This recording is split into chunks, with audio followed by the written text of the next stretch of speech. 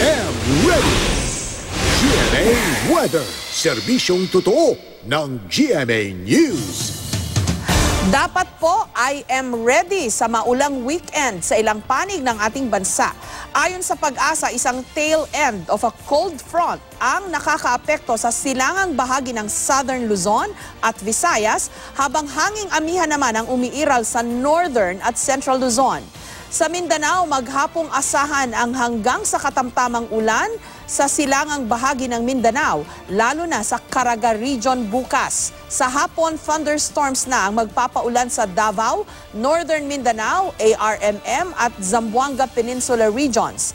Sa linggo, maghapong maulan sa silangang bahagi ng Mindanao. Sa Visayas, maghapong ulan din ang asahan sa silangang bahagi buong weekend. Sa Luzon, maaliwala sa malaking bahagi maliban sa hanggang katamtamang ulan sa Bicol Region at Palawan bukas. Ganon din ang aasahang panahon sa linggo, lalo na sa Southern Luzon at sa Bicol Region. Sa Metro Manila, mababa ang tsansa ng ulan bukas, habang maulan sa linggo. Yan po ang latest mula sa GMA Weather. Magplano para sigurado, I am ready, serbisyong totoo ng GMA News.